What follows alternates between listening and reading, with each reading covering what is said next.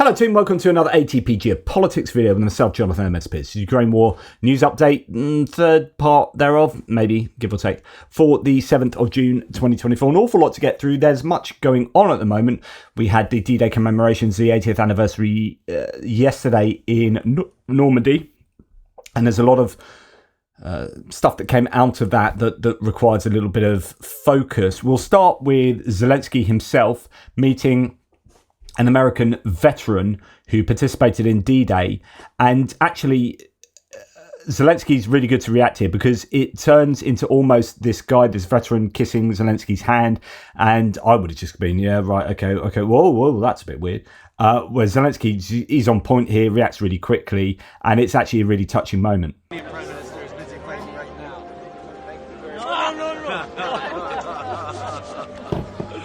You're the savior of the people. Here's my eyes. Not a picture. Yeah, you want a picture? My hero. No, you are our hero. My hero. And I love, they are swapping this, you're my hero, no, you're my hero type thing. And it is lovely because you have a veteran here who has fought in a scenario that is arguably has very strong parallels to what's going on now, whereby the US with other allied forces came to liberate France to fight against fascistic, nationalistic ideals and dangerous ideology from Nazi Germany. And he recognises that the veteran recognises here that Zelensky is part of that modern iteration of that fight. And I think that's really important to see. And I just think that's a very touching moment there. And Zelensky just recognising what could have been quite a weird visual there. But yeah, so lots of meeting of heads of state, lots of talking with various diplomats and heads of state, but also Zelensky going to meet members of the French military-industrial complex. A very useful time as well as a very poignant time in Normandy there. Right. I'm not going to play you any of this. Because I've got so much to go through, I was going to play you this clip where Amanpour asks Tom Hanks, of course, Tom Hanks is in Saving Private Ryan, asks him a question about, well, you see this kind of activity that's going on in America with the kind of Trumpist nationalism. Are there parallels here? What do you think about that? And he actually redirects the question very subtly. He's very good at answering that so as not to be too controversial, but talks in terms of constitution. Anyway, that whole interview is very, very good. Go and search it out. Tom Hanks on CNN. So Tom Hanks is apparently a bit of a historian now, a bit of an amateur historian. And so he's very knowledgeable about a lot of these events and the geopolitics involved, and that was a very gratifying interview there. So that's my top tip. Now, I know this is very localized to the UK, but there's been huge fallout about this today. Okay, there was an absolute mess over the D-Day commemorations yesterday. So Rishi Sunak, our Prime Minister, went there but left early to do some politicking back in the UK, an interview that he wanted to get to. This has caused a massive fallout because it's like, what are you doing? This is the 80th anniversary of D-Day. You got these big leaders there, and you were absent actually at the main parts of this because you had sodded off because elections are coming up, and you thought it was more important to do some kind of electioneering interview. It's gone down very badly, and what's even worse is the shadow leader Keir Starmer was there. So yeah, especially considering the Conservative Party of Rishi Sunak is very much into these kind of ideas of tradition, of service, so on and so forth. Because you think D-Day 1984, Margaret Thatcher was there. 1984, Margaret Thatcher was there. 1994, John Major was there. 2004, Tony Blair was there. They were there for the ceremonies. And then this afternoon, yes, Rishi Sunak was there, but then he wasn't there. And we can just look, there's an interesting picture where we have the world leaders at the D-Day celebrations, and we can look to see that David Cameron, Lord Cameron, is the British representative next to President Macron of France, Chancellor Scholz of Germany, and there you are on the far right. There is Joe Biden. We don't have Rishi Sunak. And that cleared the way for, let's have a look at another picture and we'll see who is meeting President Zelensky of Ukraine. That would be Keir Starmer. And so the Labour leader was, why was Rishi Sunak not there? And we heard on ITV News tonight, I understood that this was said, I haven't seen it, that Paul Brand, it is confirmed, Paul Brand, their political correspondent, has confirmed that Rishi Sunak came back to do an interview with him in which he denied that he was a liar. Okay, can I just absolutely nail this one? The Prime Minister came back early from the D-Day commemorations to do an interview to try and clear his name. I understand that that is what is said, but I didn't see Paul Brand say that. What do you make of that, Tim? Well, I want to put my head in my hands. I don't understand it. Look, I don't want to prejudge this. If there is something in like Rishi Sunak's family that he had to come back for, we do not know for sure. No, but Paul Brand is saying that he did come back. Well, if he came back for an interview, today was a political interview from the D-Day commemorations, that is indefensible. So there you go. So you got conservative. That's a conservative, and it's gone down very badly in conservative media. There's been a lot of fallout today. Anyway, just in terms of, it's not particularly pertinent to Ukraine per se, but it was poor that he was absent there. So, speaking before the French National Assembly, Zelensky has thanked the parliamentarians in French and was rewarded with a minute-long standing ovation in response. And even Marine Le Pen, with their kind of pro-Russian sentiments, stood as well. France, je vous remercie. Obviously, I presume there's a lot more. He hasn't just said that, and they're saying, well done for saying thank you. But, you know, that went on for some time. It's just really good to see that response, especially since France are now really one of the most significant players in this game of 4D chess that we are seeing. They really are, especially with the announcement of the Mirages, the further aid that has been given, as well as that, the training of 4,500 troops. That's not insignificant. And Macron being, you know, putting quite a lot of store in supporting Ukraine, politically speaking. So it's really good that even Marine Le Pen was, well, she knows which side her bread is buttered there, that politically speaking, that you know, is useful that she did that. Now the US has urged China to participate in this peace summit. We will come back to the D-Day commemorations. We're going to have a look at what Biden said, but I've got a special US section for that. So the US has urged China to participate in a peace summit regarding Ukraine. So China is not going to be turning up, but there's some pressure on them to do so. State Department also noted that China should take measures against companies that help Russia's defense and industrial base. Good that there's further pressure on those. Now, talking about the peace summit due to take place in a week's time, Hungarian Foreign Minister Peter Szijjártó said he would represent his country at the peace summit in Switzerland organised by Ukraine. Quote, the reason for our participation is that we are absolutely on the side of peace, and therefore we participate in all events where peace is on the agenda, he said. At the same time, he expressed regret that Russia was not invited to the summit. He made this statement at St. Petersburg International Economic Forum, obviously going to be in St. Petersburg, right? The Hungarian foreign minister for that big forum in St. Petersburg.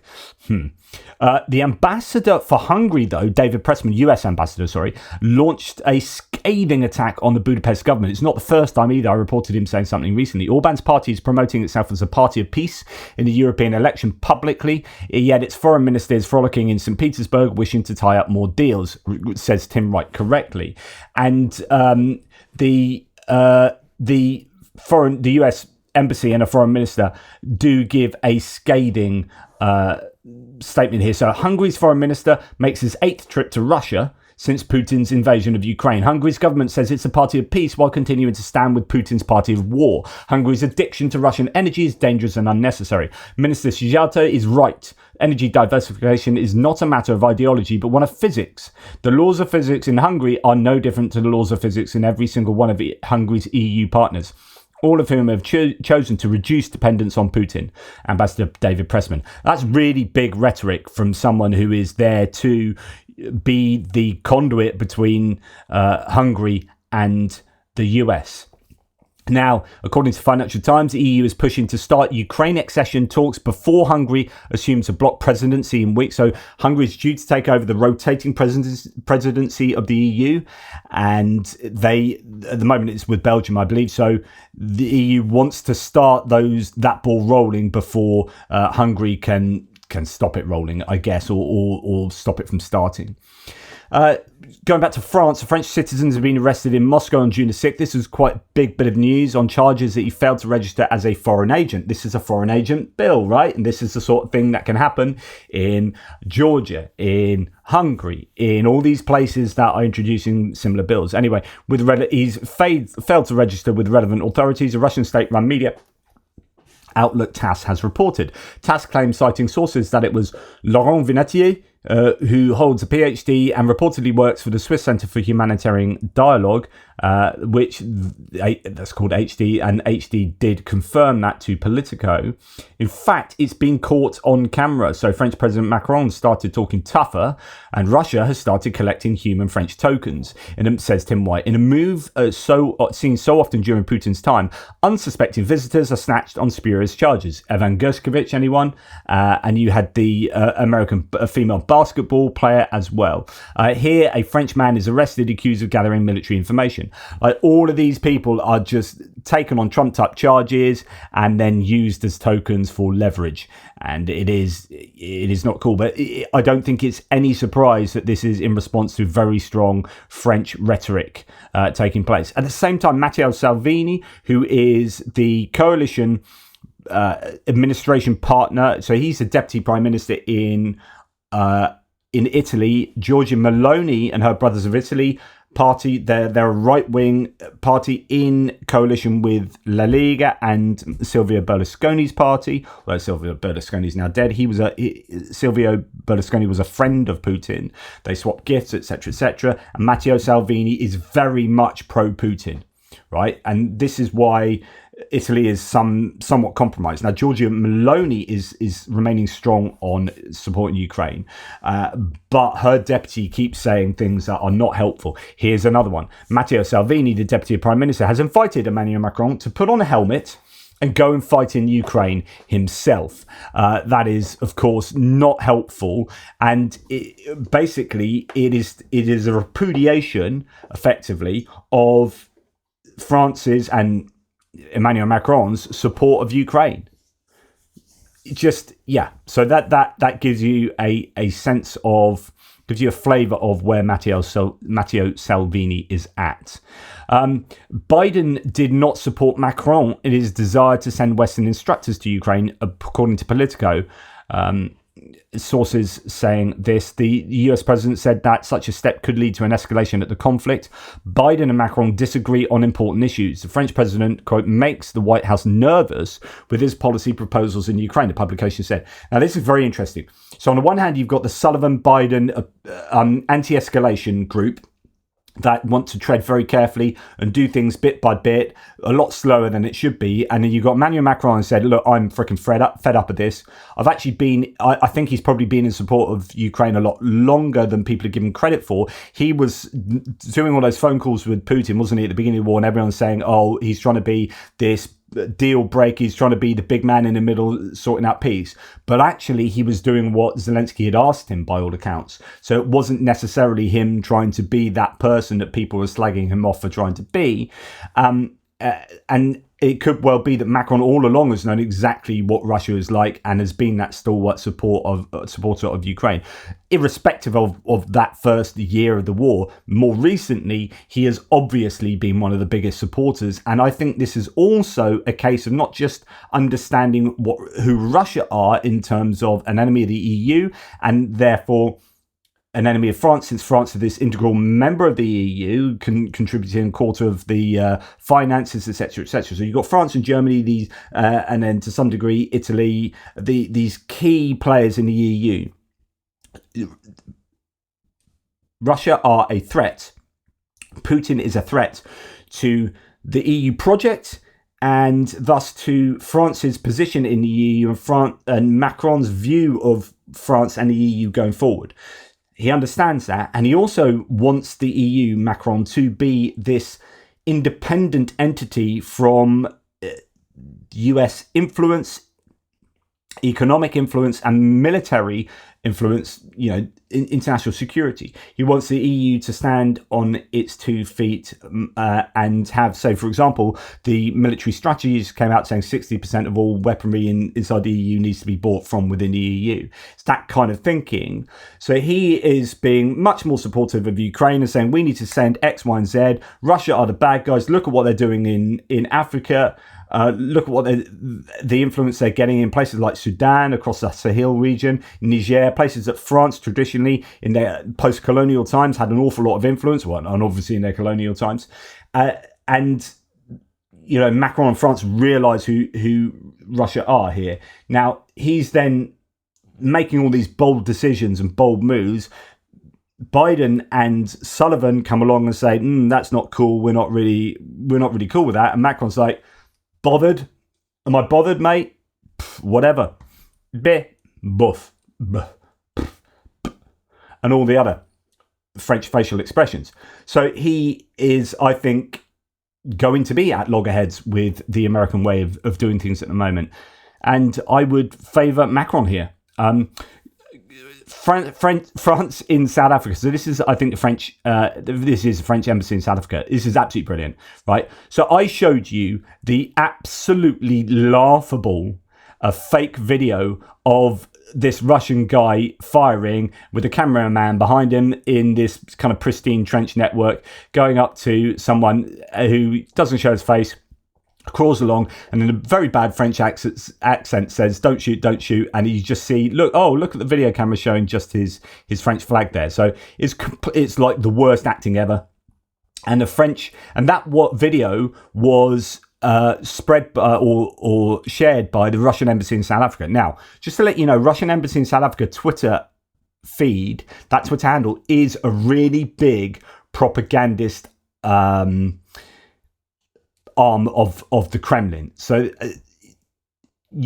for some reason, the South African embassy, or the Russian embassy in South Africa, is very prominent on Twitter, and it often does a lot of stuff like this. Says, Russian army captured a French mercenary in the neighborhood of Lipsy Kharkiv region. In a video that's gone viral on social media, a Russian soldier orders the mercenary to get out of his trench and drop the weapon. The militant responds in French, obeys, and lies on the ground face down, awaiting a video of his interrogation, where we would send regards to President Macron, who is keen on sending French military instructors to Ukraine, but still insists there are none, right? This is clearly disinformation, to the point where it's been community noted below, this video is staged or fake, blah, blah, blah, blah, blah, blah. And then France in South Africa, the French embassy said, colleagues, you've been spreading fake news for some time, and we are now used to this rather undiplomatic practice. However, this one is particularly ridiculous. We suggest your actors work on their accents with some French classes at Alliance Française. And they give a link to the South African French Language Institute or whatever. It's just absolutely brilliant. Nice one. Ridiculous Russian propaganda. Right, next week, Germany may begin the long road back to a form of conscription, suspended as it was in 2011. It tells you something about the country's changing attitudes towards European security, but also about the divisions afflicting its ruling party. I think I don't think there are many countries around Europe who are now changing conscription laws. We've had Rishi Sunak talk about this in the UK. It was absolutely poo-pooed by everyone, because it wasn't poo-pooed because the suggestion was, in essence, a bad suggestion. It was electioneering, pure politicking. It was 6 weeks before the election, and less than that actually, deciding to pump that out as an idea, and it was completely ill thought out. It's practically impossible. They just rushed through to try and get back some of those voters who are bleeding out of the Conservative support. So Rishi Sunak tried that one on. It hasn't landed well. But this is a growing movement across Europe. You've seen Denmark open conscription, I think, to women. You've seen the Baltic states, I think, change things up a bit. People are getting ready for, Germany said only yesterday we need to be prepared for war by 2029. That is 5 years away. So 5 years to get ready for war. Well, the first thing you're going to do is try and think about conscription and whether that's workable. So bringing it back is a reflection of how seriously people in Europe are taking what is going on in Ukraine, and that is another element of how in a high echelons of our political institutions, people are aware that we're broadly in World War III. The general public might not, but everyone else is acutely aware with intelligence of what's going on. And by intelligence, I mean intelligence services. German media has said that Zelensky is to visit Berlin next week to speak at the Bundestag, the German parliament. He will visit on June the 11th, where he is expected to speak at the Bundestag for the first time in person. That would be really interesting because, of course, you've got the AfD very active in Germany and gaining support with the European elections. We'll see how that goes. Spain and Turkey are among the countries caught importing stolen foods from Ukraine. Hacked documents, says Tim White, showed Russia exported 34,000 tons of Ukrainian grain alone in 2023. I don't know if there'll be any fallout there. And Polish protesters have now lifted another blockade that they had put in place at one of the Ukrainian border crossings, the Hryben-Rawa-Ruska crossing. Lifted it, which is good news because that harms their economy and exports, like their agricultural produce exports so much. Citing over 300 instances of hate speech. This is absolutely brilliant, by the way, and this should have happened a long time ago. Human rights defenders have submitted evidence to the International Criminal Court alleging that 5 Russian propagandists are responsible for crimes against humanity, including Russia's invasion of Ukraine. So Margarita Simonyan here on the right will no doubt have been expecting this for a long time because she's talked about it a number of times. And the propagandists in Russia are consistently spreading hateful, genocidal rhetoric, and they need to be held accountable for what they say. So this is no surprise. I'm just amazed it's taken so long, and it'll be fantastic if they can't leave Russia because they can't go on their nice, expensive holidays because they might get nicked by countries who have signed up to the Rome Statute to arrest people with ICC warrants out for them. Now, this, I don't know what to make of this. I don't know quite enough details, but so this is a bit of speculation from me, maybe ignorant speculation, pinch of salt and all that. War translated, Dmitry says, the deputy chairman of the Call of the People movement, Anton Yegovtsev, known for writing denunciations against Russian celebrities, was stabbed to death in Moscow. It's not, if this is not an ordinary street brawl, then the situation is interesting. In recent years, especially after the start of the full-scale invasion, the Kremlin authorities have launched a real hunt for Russian celebrities, particularly those who have spoken out against the war. 37-year-old Yegovtsev was ambushed by his killer. His body was later found with multiple stab wounds. Right, you've got this move to... Because along with the war, you've got this move towards a greater and greater ultra-nationalism in Russia. So one of the things that's picked up on is sexual... people who break sexual norms, like they might see as sexual deviants. So the LGBT community has been deemed as extremist. Literally, it's an extremist, I don't know, movement rather than a sexual proclivity. Or not proclivity, sexual orientation. And this has meant that I think there's a tension between the elites and possibly the liberal elites in places like St. Petersburg and Moscow, and famous people. There's that party that happened, was it a couple of years ago, where there were naked people, lots of rich naked people, and that got shut down or whatever, or the pictures that came out meant that a couple of them were arrested for a short period.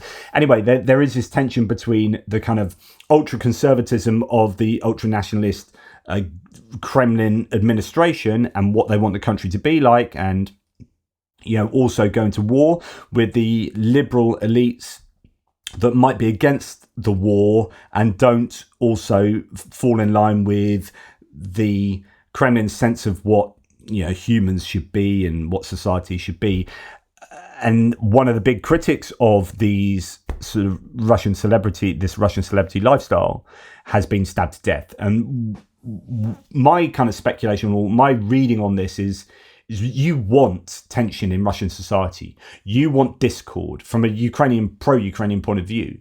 You want people to be protesting against what the government is doing. So if the liberal elites in Moscow and St. Petersburg are at loggerheads with the Russian administration, then that is good news. These liberal elites might have purchased with young people, and there might be this kind of underground movement of discontent, which I think is good. And I'm not saying it's good that someone is stabbed, etc., but the whole picture being painted here is possibly, if it is someone being taken out because of what he had been writing against these other people, then you might have something bigger than just one person being randomly murdered. Okay. I've already talked about that. Right, we're going on to the US now. And how long have I taken? Evidently too long. Right. So we've had... There's just a difference between, I think, the leaders of the two parties in the US at the moment with regard to their rhetoric, their support for Ukraine. We're going to talk a little bit about support for Ukraine in a second. The sort of thing that Donald Trump's saying, like, I love this country, I don't want to see this country get into nuclear war and be so badly damaged. What we say won't matter, this won't matter, this place won't matter, because practically nothing is going to be here anymore. The only global warming that matters to me is nuclear global warming, says Donald J. Trump on Truth Social. And what that is about is Russian appeasement. So he's saying, I don't want nuclear war. So if you are one of the pro-Ukraine supporters who is freaking angry with Jake Sullivan and the Biden administration's anti-escalation, right? And then you are a Republican that says, the anti-escalation, we should be doing more and more. And you've got Donald Trump talking about how petrified he is of nuclear war, which is precisely the rationale behind anti-escalation. Then get a sense of who Donald freaking Trump is, right? That's my first point here. As Jay and Kiev says, how embarrassing it is for Republicans is now the party of surrender. Now you've had Joe Biden over in Normandy giving his speeches. We're living in a time when democracy is more at risk across the world than any point since the end of World War II. Isolationism was not the answer 80 years ago and is not the answer today. So he said that in Normandy, and that's obviously a barbed statement concerning Trump's isolationism of walking back from the world. If the point here being that in 1944 the US had got involved, and if we go back to... In fact, this is probably a really good time to bring this in, because Hanks was talking about this at the beginning of his talk. He's saying, look, there was a time in US history where we were isolationist, and that is a... So I think this is worth going through just quickly. Has not come along and said, those people are wrong. Can I ask you something? Because one man is doing it again, Vladimir Putin. Now, he hasn't been invited. He was, 10 years ago, but this time not. Do you think, when you think about it, Americans would do this again? British would do it again? I mean, we're in the fight of our lives again. Well, you don't have to go back very far to believe as early as 1939 and 1940 and big parts of 1941, there was a huge vocal section of the United States of America that said, no way. Charles Lindbergh led the America First. There were literally Nazi party rallies in Madison Square Garden in which Adolf Hitler and George Washington's, their images were up on stage at the same time. It wasn't until, of course, that we were attacked that everybody kind of like wised up and realized that something very venal was going on in the world.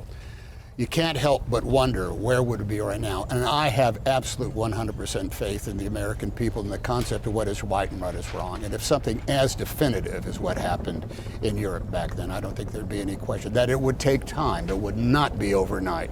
It would be thought out, and it would be, I think, taking into account all the lessons that were learned. What happens when you don't do it right over a long course of time. Can I ask you, So interesting that he's cognizant of the parallels between the America First movement, it literally was called the America First movement, and the America First movement now, which is isolationist, doesn't want to get involved, pro-Putin. You had isolationist, doesn't want to get involved, pro-Nazi.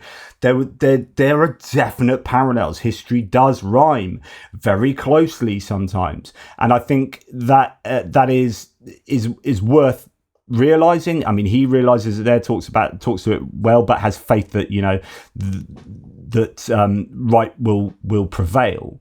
Biden talks about isolation is not the answer today to these global problems, because you move back from there, and that vacuum, that power vacuum, gets filled with the worst of the world. If the US steps back.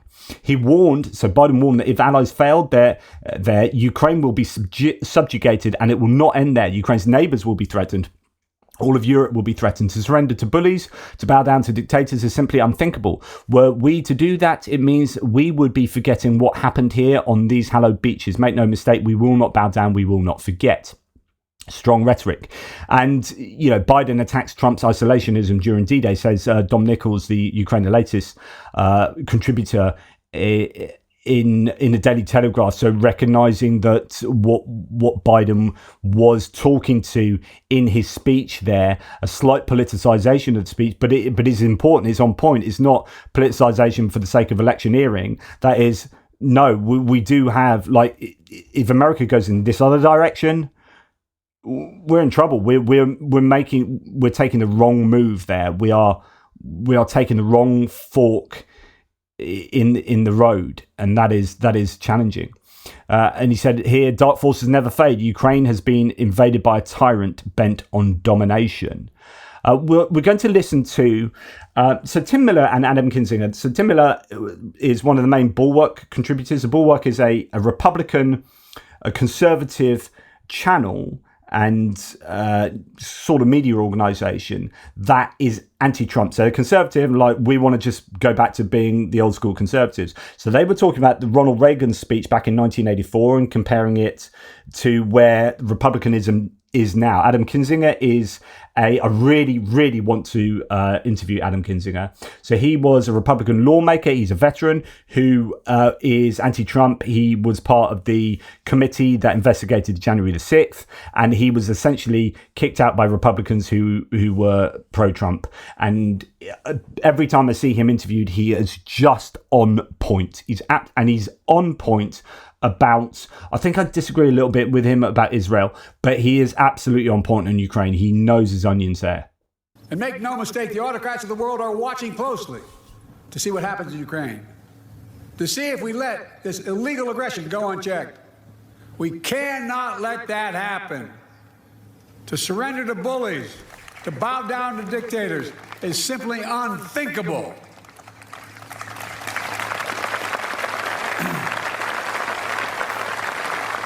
Were we to do that, it means we'd be forgetting what happened here in these hallowed beaches. Make no mistake, we will not bow down. We will not forget. Let me end with this. History tells us freedom is not free. If you want to know the price of freedom, come here to Normandy. Come to Normandy and look. Go to the other cemeteries in Europe where our fallen heroes rest. Go back home to Arlington Cemetery. Tomorrow, I will pay respects at Pointe du Hoc. Go there as well and remember, the price of unchecked tyranny is the blood of the young and the brave. In their generation, in their hour of trial, the Allied forces of D-Day did their duty. Now the question for us is, in our hour of trial, will we do ours? We're living in a time when democracy is more at risk across the world than any point since the end of World War II, since these beaches were stormed in 1944. Now we have to ask ourselves, will we stand against tyranny, against evil, against crushing brutality of the iron fist? Will we stand for freedom? Will we defend democracy? Will we stand together? My answer is yes, and only can be yes. Not too shabby. Right. I think that's good. I mean, it's much, look, is it Reagan? No. Is it good? Yes. But I don't think anything's Reagan. Was it unfair? Was it unfair for me to do that? We had a couple minutes in between, for people to, have the sing-songy No, cadence. I'm sure there are people listening. They're like, that was better than Reagan. Like, fine. Okay, whatever. But no, this isn't figure skating judging. Let's talk about the content. Let's talk about the content. The content was great. I mean, look, it's a time when this country and honestly the world and Europe Europe needs this moral clarity. And he did it. Now, I guarantee you, if that was Donald Trump, there would be nothing similar to that. He probably wouldn't have even gone, let's be clear. And he wouldn't have, as he's talking, known that the beaches were stormed in 1944. He'd have thrown out some weird date about, when and during the American Revolution, when we took over all the British airports or something like that. He probably has watched Saving Private Ryan. I'm sure, yeah, he probably has to have a Saving Private Ryan. Might have been rooting for the other side, but no. But like, yeah, I mean, it's good to hear, and it's, again, especially at a moment when he's not talking, in just some esoteric way where it's 1990, we're at peace, the world's kind of awesome. Every now and then we may have to bomb Bosnia, but that's about it. He's talking at a time when there is a real threat from actual Russia against freedom, and there's a real threat here at home. I don't think there's probably been given a speech at Normandy that has ever been during such a moment when that threat is actually in our face and real, as it is today. There's so much in this interview, but if you're going to watch anything today, watch the Tom Hanks interview on CNN. It's lovely, and watch this. This is a really great chat, jam-packed with reference to Ukraine, an awful lot of reference to Ukraine and Russia. We're just going to join it and do this little section because they talk about two appointees to the Intelligence Committee in the US, which is bipartisan, but Mike Johnson gets to appoint the people. And the question is, why has Mike Johnson appointed these two people who are not really, they don't work in a bipartisan way, they're very hyper-partisan, and they're very much pro-Trump picks, and they're very much a challenge to the American strategic plan. Like, these are like pro-Russian, anti-Ukrainians now being put into the Intelligence Committee. This is really, really worrying, I would say. Speaking of criminals, you've got a couple that are on the Intelligence Committee, a couple of your former colleagues here. Big announcement at Trump's request, reportedly. MAGA Mike Johnson, the fleeting moment, the fleeting bromance between me and Mike Johnson, it was never meant to be. It has passed officially. Donald Trump's request, he has put Scott Perry and Ronnie Jackson on the Intelligence Committee. I want you to explain to us the significance of that, but just for people who aren't quite as familiar with these guys' rap sheets. Scott Perry's from Pennsylvania. He was integral in the scheme to install Jeff Clark into the DOJ as part of the Trump coup attempt. He's had his phone seized by the feds.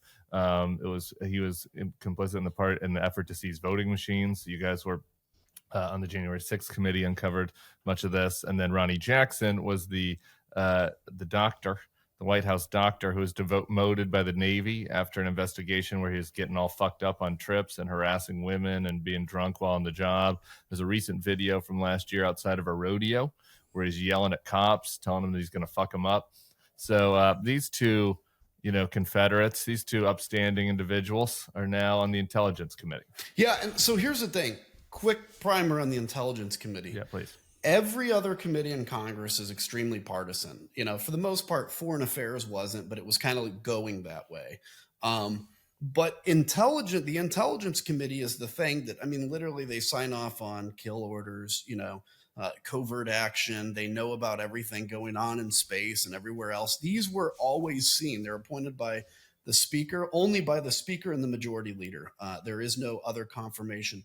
It was always seen as the committee that you have to put the grown-ups on, that can put aside no matter what the debate is of the day and actually do the real work of national defense, particularly with intelligence. The reason I'm including all this now is because if you're talking about what the US is going to do in terms of foreign activities and supporting Ukraine and the knowledge it has of foreign militaries and decisions to execute this and that, these are the people who are making those decisions or informing the administration or so on and so forth. These are the people, as you said, that sign off on kills and whatnot.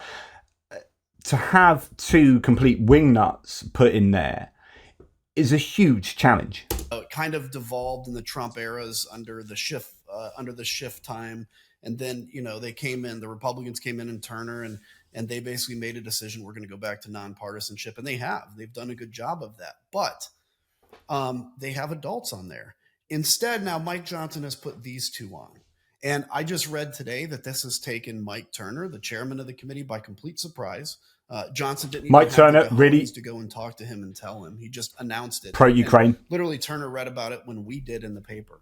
There are so many other good people that have been trying to get on the Intel committee for many, many terms. And so Scott Perry, as you said, he was basically the driving force behind January 6th. If there was only one congressman that we actually could have subpoenaed, forced to testify, and gotten records from, for me, it would have been Scott Perry, because he was the one talking to Donald Trump. He was the intermediary. When Donald Trump said, just say the election was corrupt and leave the rest to me and the Republican congressman, Scott Perry, I think, is who he was talking about.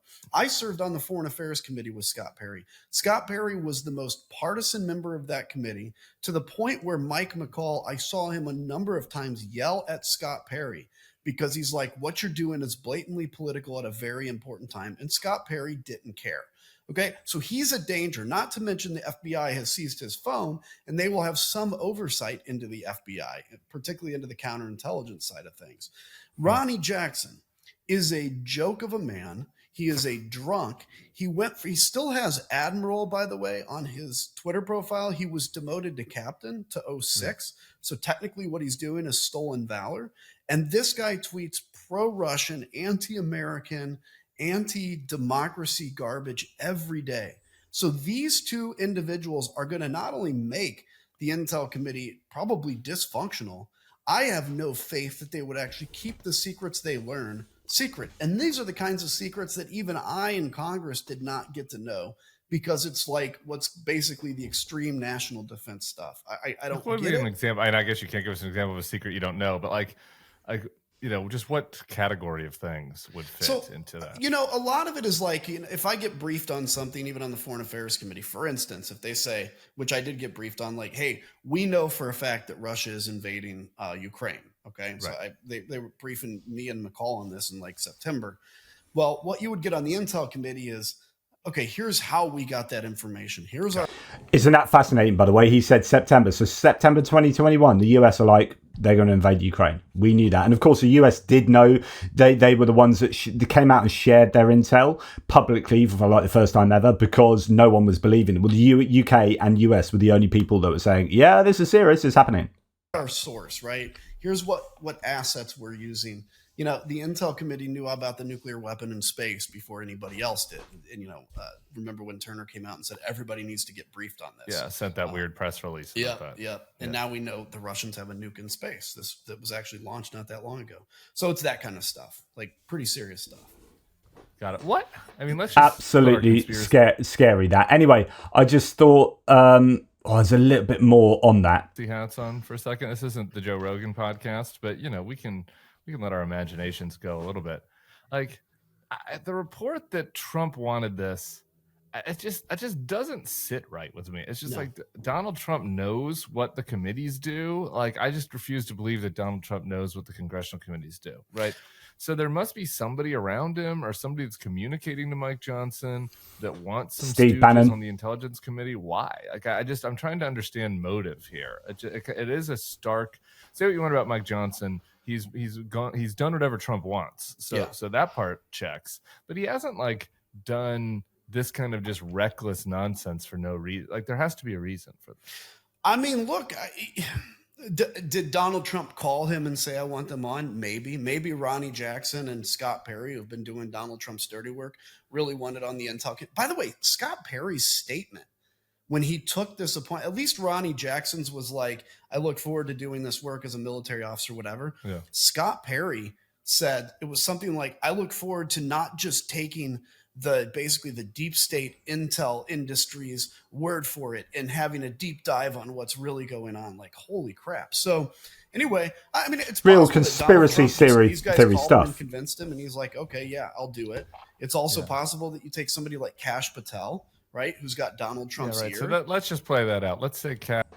Anyway, they go on to talk a little bit, but the question is, what's the motivation there? Who is? I mean, has Trump put these guys in, or is it one of his advisors? Your Stephen Millers, your Steve Bannons of the world? I don't know, but it's really worrying that people like that are being put in the kids are being put in the adults' positions, and they are making decisions that will pertain to Ukraine. And in this case, these are two anti-Ukrainians. This is not good. What the frick is going on with parts of the Republican Party at the moment? It is a real worry.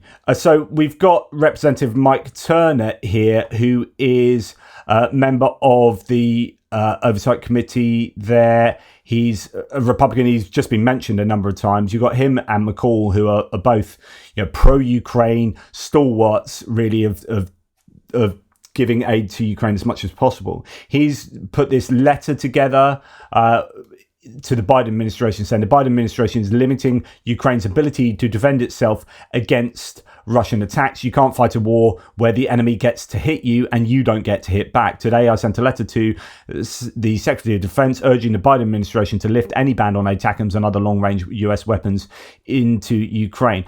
Interestingly, Biden apparently mentioned, and it could have just been off the cuff, not getting the ranges right, but he mentioned being able to use weapons to something like 200 kilometers into Russia.